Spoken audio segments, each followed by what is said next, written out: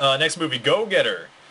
Now, this movie, I grabbed because it seemed interesting, and Zoe Deschanel was in it. And actually, Zoe was in August as well, but she didn't have as large a role really, so I'm not gonna really drill that in. But anyway, I'm talking about Go Getter now. So Go Getter, it's pretty much about this kid who has this problem, and he's trying to solve it. Basically, he has some emotional baggage that is unresolved, and his mother recently died from some disease. Won't tell you what. I was going to tell you what, but then I realized it might be vaguely story important. So yeah, his mother dies, and he goes to find. He's on a journey to find his brother. You find out that his brother is actually his half brother. You find that out really early. I'm not giving anything away. But at the beginning of the movie, you don't know quite what's going on or who's where. But he gets in this situation, and he's driving a car that happens to not be his. And he's talking on the cell phone with a girl who he doesn't quite know. And it's a really interesting movie. Like, it's very well done. It's very stylistic. It's very different. So I really respected it and liked it a lot for that. There is a problem with how they show certain things, like when they show a flashback or when they show how certain things occurred. You know, they have this thing where they jump from the current scene to like some other scene, and you're not exactly sure if that other scene is in the past or it's like kind of in the present, or if it's just what he's thinking. Well, actually, you can kind of tell the ones that he's thinking because those are pretty obvious. But it's very interesting because pretty much the entire way you are basically with this character, like you're with this guy. The actor is Lou Taylor Pucci. He plays a guy named Mercer. I'm not very familiar with him, so I don't know what else he's been in, but he pretty much plays this kid who is vulnerable, who needs things to be done in order, you know, for resolution, but he doesn't know how to quite go about them, and he's just basically taking it, you know, one step at a time. But he gets himself into some trouble, and pretty much, I guess, the whole journey, you know, from the beginning to, you know, him in this car that he doesn't know who owns it, and then talking with this girl who owns the car, and then you know, trying to find his brother, and he doesn't know where the hell he is. So, you know, I want to say it's a very visceral experience. It's definitely something that I haven't really experienced in a movie like this before. I want to say that it was kind of like Mulholland Drive, except Mulholland Drive is sadistic, and you still don't understand what goes on in that movie, even if you watch it 50 bajillion times, because you have no idea. This one is at least a lot more clear-cut, and you pretty much understand what's going on for the most part. So, and, you know, with the jumping around, I think if you watched it like twice, you definitely get everything. So it's not, I mean, everything is in everything that's presented to you, not quite everything that they're trying to say, because, you know, figuratively, they could be trying to say, who knows, dozens of things. But Go Getter, definitely an interesting watch, definitely thought-provoking. That's definitely the one word I would attribute to this movie, thought-provoking. It's very well done, it's very good. Also character-developed movie, mostly just a drama. Maybe one or two funny parts, and even though they advertise that as comedy, it's mostly just a drama. But it's very well done. It's very good. I have no problems with it. I don't want to say it's a must-watch because it's very slow. For a lot of people, you probably don't want to watch this movie if you don't like slow movies. And not much goes on besides talking and character development. So, all right, but Go Getter, I thoroughly enjoyed. Definitely liked it. Definitely thought it was a very good movie. So that's worth a watch. Alright, next movie we want to talk about is Run, Fat Boy, Run. Now, this movie stars a gentleman by the name of Simon Pegg. You may remember him from such movies such as Shaun of the Dead or Hot Fuzz. I liked both of them very much. I liked Hot Fuzz a lot. I actually own that one. Don't really own Shaun of the Dead. But when I saw the trailer for this, I'm like, oh, I got to see that. So I took my precious time, though, because I wasn't really in a rush to watch it right away. That and I was busy, so. Alright, so Run, Fat Boy, Run. beginning of the movie starts off with this guy's character.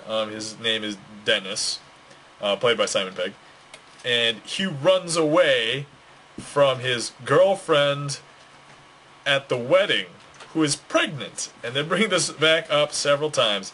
He ran away from his fiancée at the wedding, and she was pregnant. So that's that. That's the beginning of the movie. The rest of the movie pretty much focuses on him trying to win her back through various means. One of the means being winning her over via doing this thing better than her current boyfriend. And it happens to be a marathon, so that's why this movie's called Run Fat Boy Run, because a bunch of people call him a fat boy, even though I don't think he's, you know, fat, but he specifically says himself, he's not fat, he's just unfit. But no, he's got a little chub in the movie there. So anyway, overall has a lot of the same type of comedy as Hot Fuzz and Shaun of the Dead. Delivered very well. Characters are very good. A lot of good dialogue. And there's a bunch of action and it's comedy. I mean, I don't know. There's really not much to say about it. It's pretty much this romantic comedy action drama, except without that much action. So romantic comedy drama. Yeah, that's what I would call it. I liked it. I enjoyed it. I thought it was worth a watch. If you haven't seen any of those other movies before, I like them a lot. But if you have and you don't like them, you might not want to watch this one, because you know, it does kind of have the same feel as that. It's a little bit different than either one though, because the other two were more like action movies. This one's not really an action movie at all. So, but anyway, Run Fat Boy Run. I liked it. Definitely thought it was worth a watch, and definitely enjoyed. Okay, last movie I want to talk about is TalkToMe. Now, I bought this for $4 at Blockbuster a little while back because, you know, it was only $4, and I actually heard it was not bad. So, and I'm a huge fan of Don Cheadle. This movie stars Don Cheadle as Petey Green. Supposed to take place back in 1960s, and it is pretty much about this movie where the main character, Petey Green, played by Don Cheadle, he gets out of prison and he ends up finding someone who had talked to him while he was in prison, and he thought that he had promised him a job when he got out as a DJ for his radio station that he works at. So the day that he gets out of prison, sure enough, guess what he does? He goes right down to the radio station. Tries to get the job, fails, couple weeks of being an activist outside of the radio station. He ends up, you know, getting the job, but there are a lot of things that happen in between. And this movie is a comedy drama, and the rough premise is there's this radio this DJ, basically, he riles up the nation. Not really the nation, because it's basically this radio station in and around D.C. WLOR, WOL, well, something like that. And what ends up happening is he becomes very popular with the people, gets noticed, gets the ratings up for the radio station, and pretty much at the end of the movie, he has this line to fame, and you're kind of wondering why he doesn't take it. Sorry if I spoiled something, but this is based on a true story, apparently. So I'm not incredibly familiar with the true story, but I'm sure that there's some sort of record to back this up. It was good to see Cedric the Entertainer. He was one of the other people that worked at the radio station. And so yeah. So pretty much I want to say the first half of the movie is funny, second half of the movie is dramatic, but it's all really good, and it's all pretty well done. And acting is great, pacing is really decent. Yeah, I don't really have too many qualms about it. So TalkToMe, definitely worth a watch, and definitely recommend.